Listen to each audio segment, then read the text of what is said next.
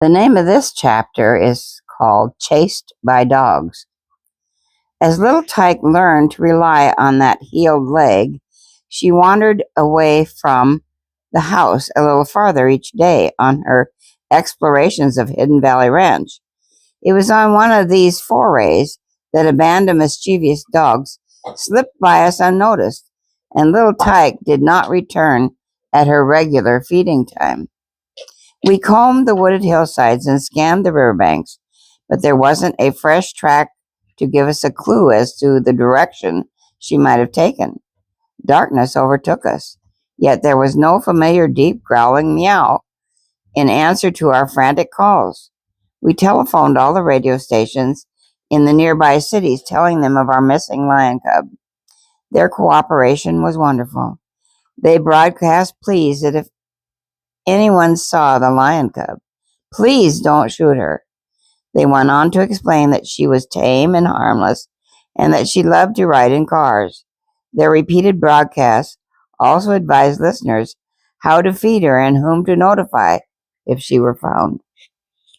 At dawn, we were still scouring every inch of the territory where we felt she might have wandered.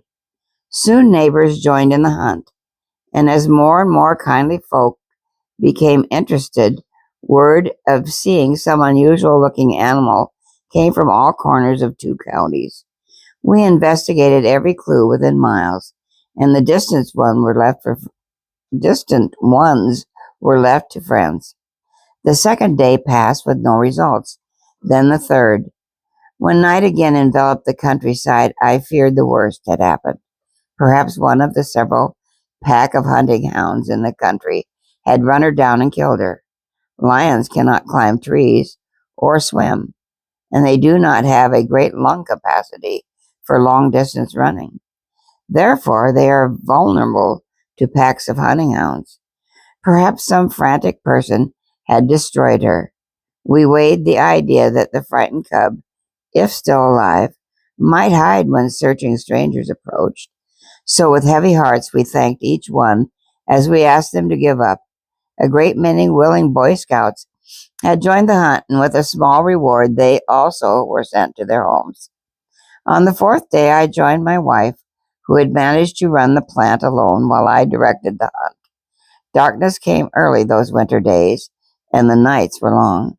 I had left the plant before sundown to do the chores before dark, and as I was about ready to return to the plant, I heard a familiar and plaintive growl.